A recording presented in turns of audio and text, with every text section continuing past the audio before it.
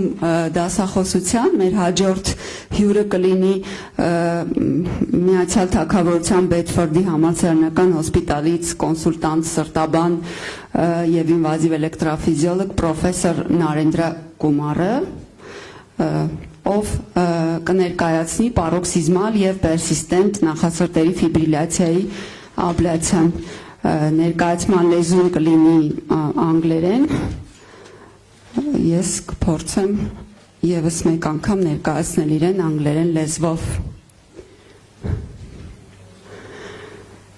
Dear Naren, can you hear us now? Yeah, wonderful. Thank you so much. Can you hear me as well? Yes, very, very well. Thank you. Thank you very much for joining us today. Dear colleagues, it is my great pleasure to introduce you Professor Narendra Kumar, who is a consultant cardiologist to Bedford University Hospital's NHS Trust in the United Kingdom, and also a visiting professor at Edinburgh University in Germany. Thank you very much. We can hear you now.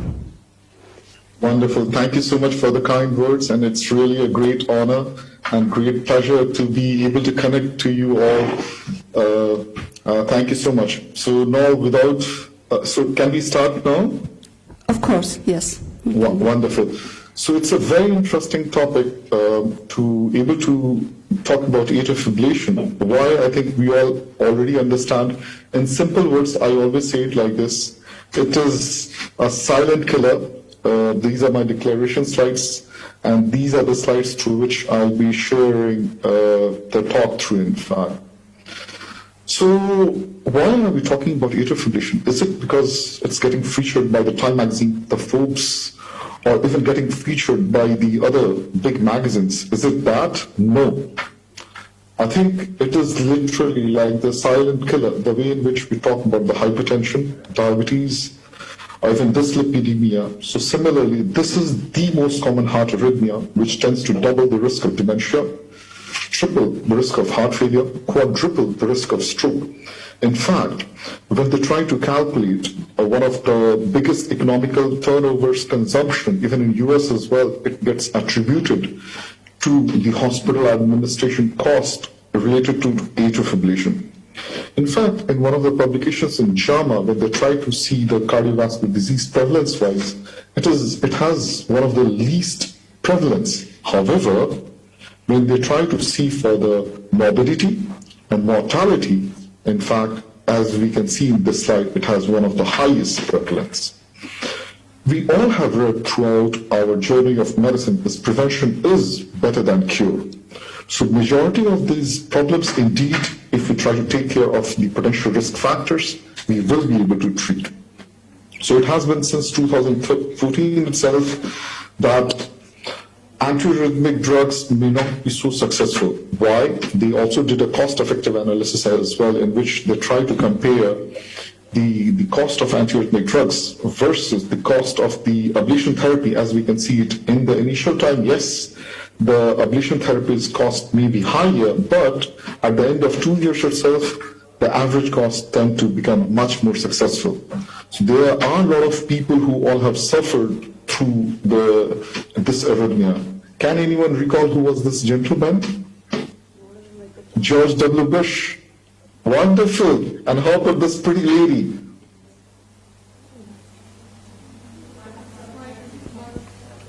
Miley Cyrus. Yeah.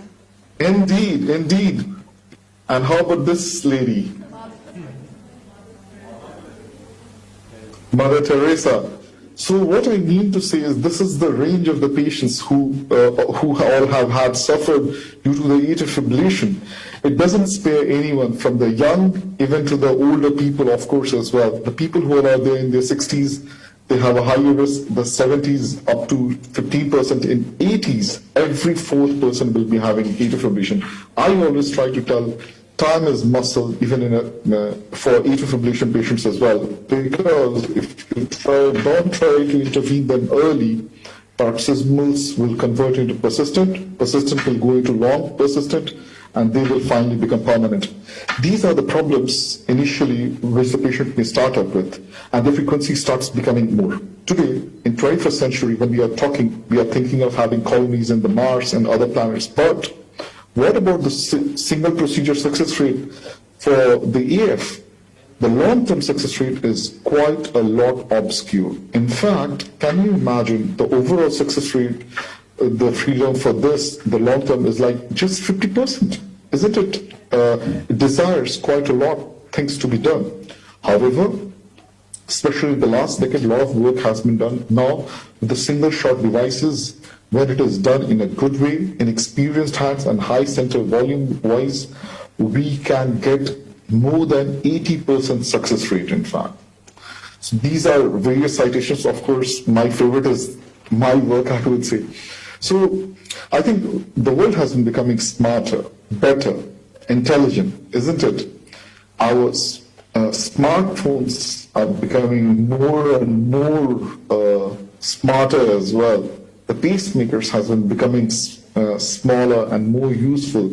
Similarly, the tool of ECG, this is Mr. Eindhoven, so he's doing the first ECG, okay? So I did my PhD and EP fellowship from 1 hour distance from the city of Eindhoven at Maastricht. I was there for nearly 6 years.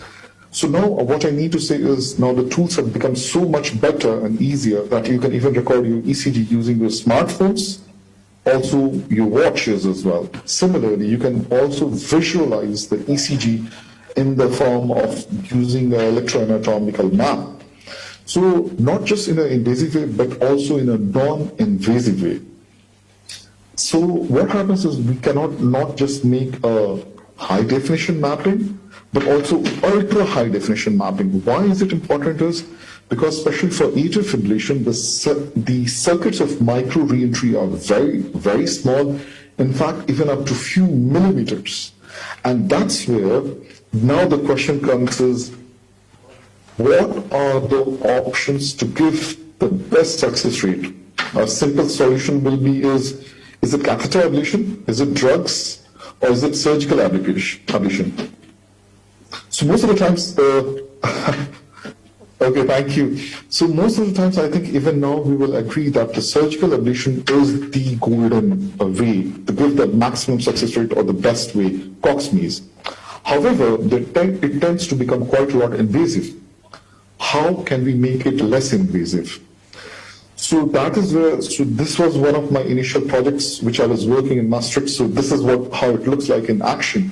So there was a rule in Maastricht or some of the good centers and all, you need to have a PhD to be able to do the EP procedures. So this was my work where I shared also at the office of New England Journal of Medicine and also at Harvard as well. I was able to share those good results, which I will also try to show you in the clinical setup as well.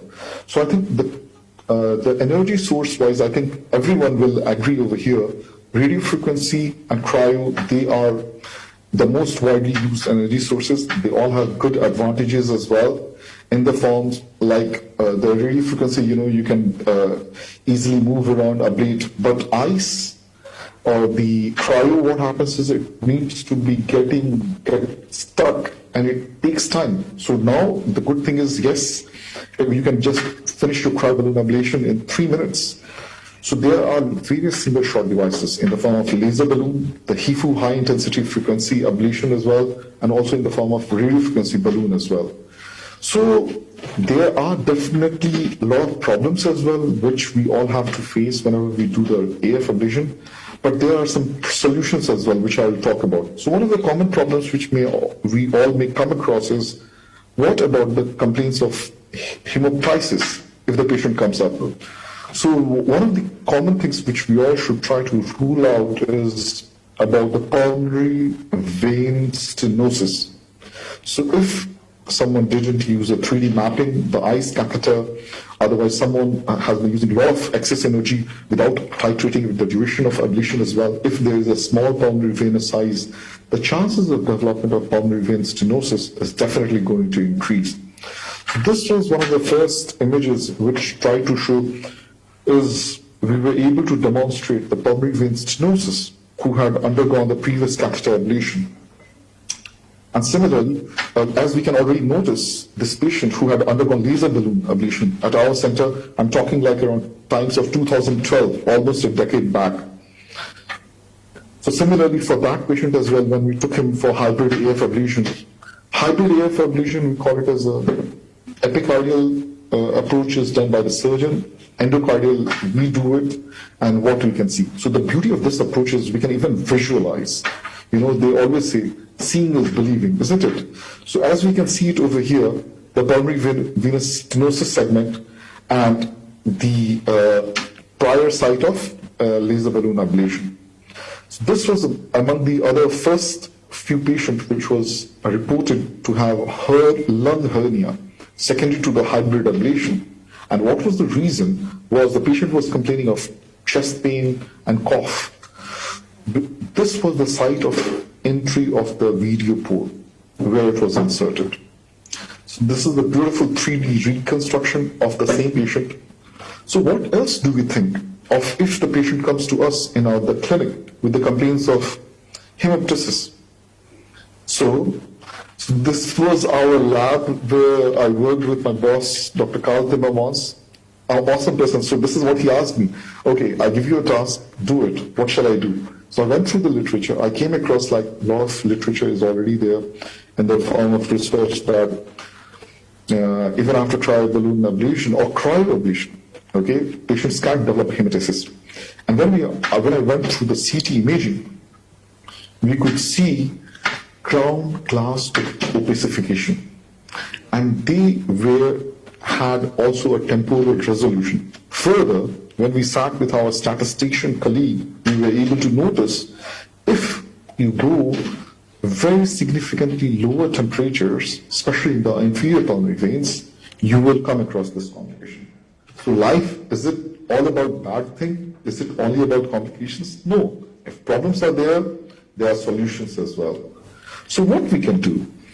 One of the worst combinations which I have come across, especially anywhere I think we all can come across, is the combination of atrial fibrillation and COPD.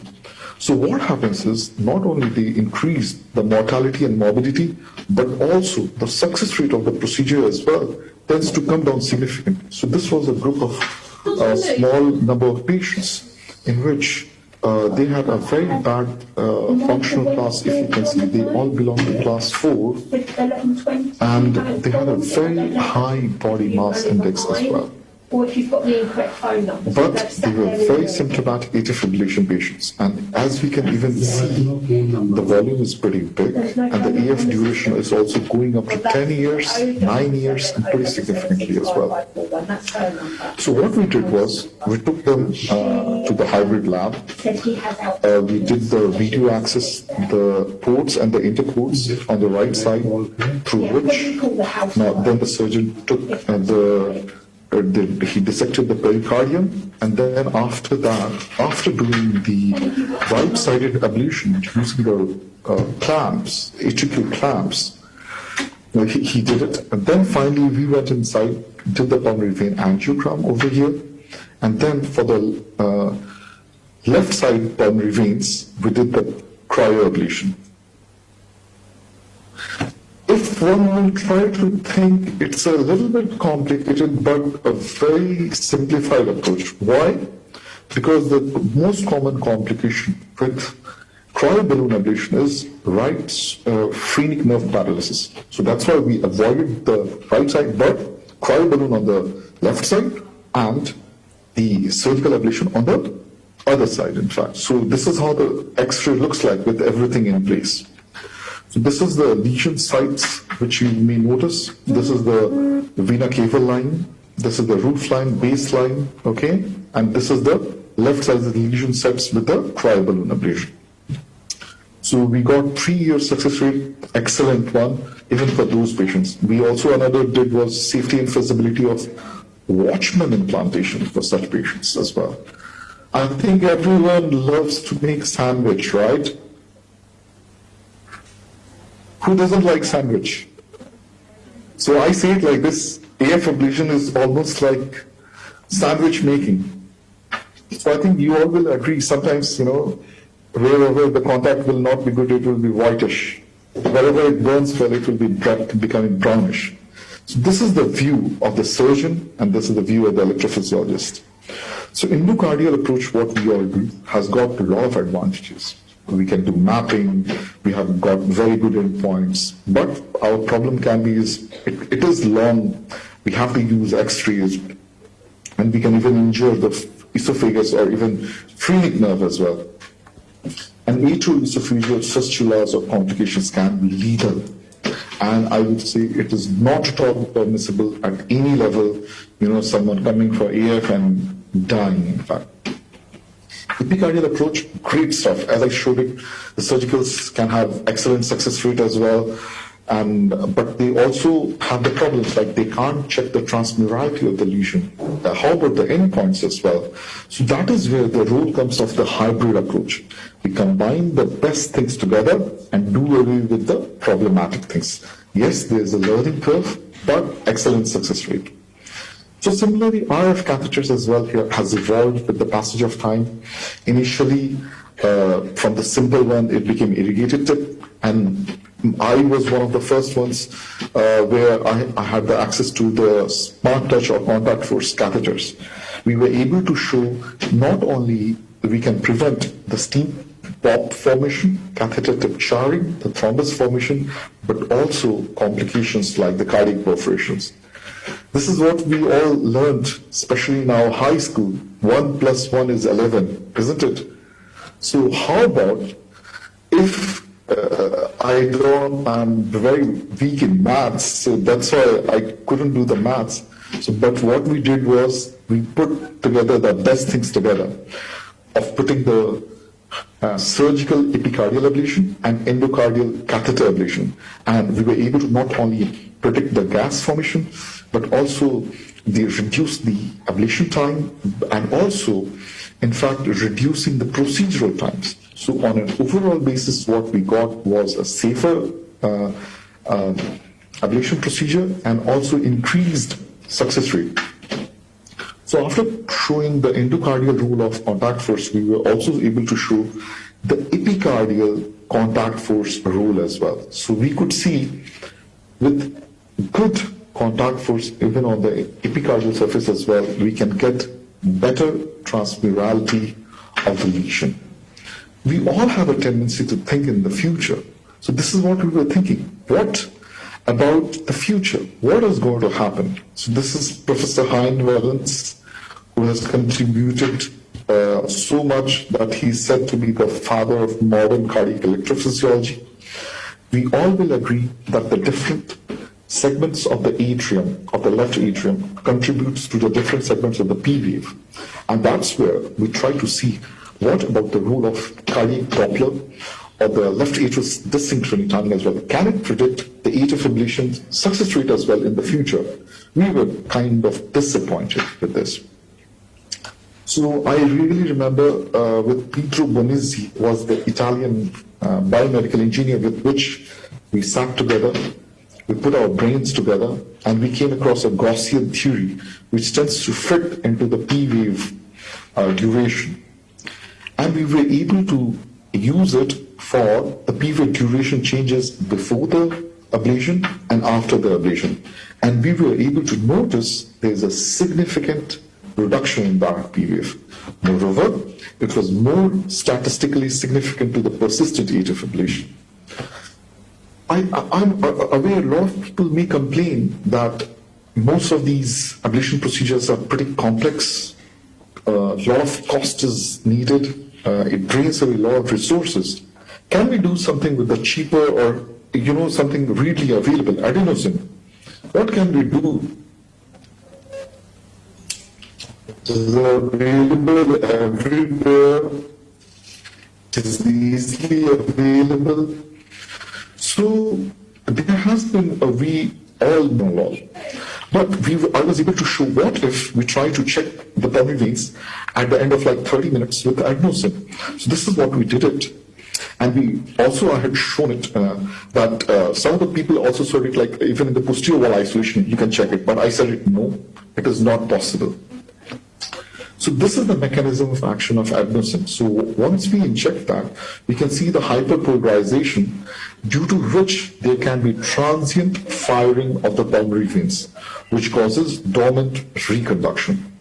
So as we can see it over here, the pulmonary vein potentials will appear transiently and they tend to disappear. So what we did was, we went there, we ablated, and this is what was the adenosine testing after second generation cryoballoon ablation, ATSCA study. And I was able to show that yes, we can improve the clinical success rate. So I said, indeed, it is a good advice way back in 2013. And history repeats itself. So in Lancet, 2015, the similar paper came, and I was asked to be the reviewer for the Lancet. There was a similar clinical trial as well, which came and contradicted the theory, but I say it like this is G-Joe, garbage in, garbage out. When you are not having a consolidated clinical follow-up, of course, you are going to come out with faulty data.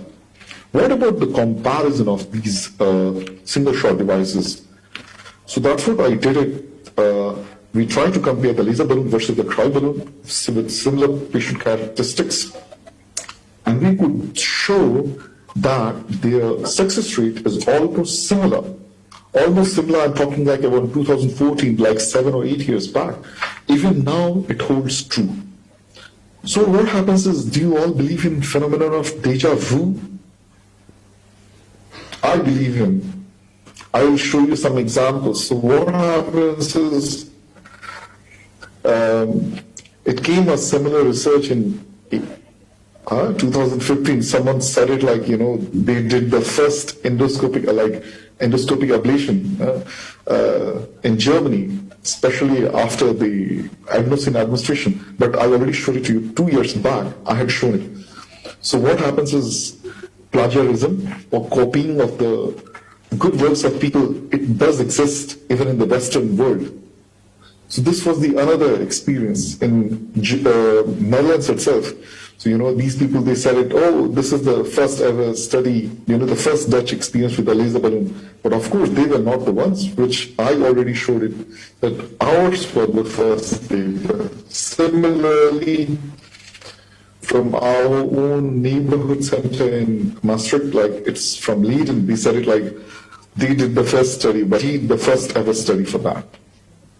And I was later on able to, I would say, for the arrhythmia doctors or electrophysiologists, also try to focus on the anticoagulation, because anticoagulation is one of the first ones which gets neglected by a lot of people. So, because NOACs has been in existence only past 1 decade, and we try to compare the data for dabigatran versus warfarin, and we got it published in International Journal of Cardiology. In fact, then the editor wrote back to us, can you also include the data from rivaroxaban? And we included that, and with pride and great pleasure, I am able to share that the expert consensus document on AF ablation, which came in late 2017, refers to these two of our papers. So publication is important, but to be referred into the guidelines is another important. I think you all will agree that very less work has been done about the valvular AF. So that's what I've been trying to focus upon as well recently. I was able to sit with Abbott USA team as well, and we could help approval for the world's first epicardial VT ablation catheter. So that was the confirmation letter. And this is our brilliant batchmates from the London School of Economics. And I'm proud to say Dr. Tatevik have been among one of our brilliant batchmates as well. It has really been a pleasure to work with her. And I'm also trying to go through for some of those FFRs and how can we improve the cost-effective analysis of any of these interventions as well. Because it's not just about doing the procedure. How about, does it make economical sense as well? So that's what we try to go through. So to summarize, I have been able to do a few things, yes, but there are many more things which I would like to do. Patients or arrhythmia patients, we can give them a better quality of life. In fact, even for patients with COPD or AF as well, we can give them a good quality of life as well. And if we try to combine the good tools and techniques, we can definitely assure them a very good success rate as well. Thank you so much for your kind attention, and I'll be more than happy to answer any queries, please. And anyone can go through the YouTube, and this is all resources for free, so anyone can go and browse through the channels and all. There are a lot of video lectures, and Dr. Tatevik has assured me that we will be getting a recording of this, and we'll be putting up on there as well for the benefit of whole world to know, look, so many nice things are happening in Armenia as well. Thank you so much.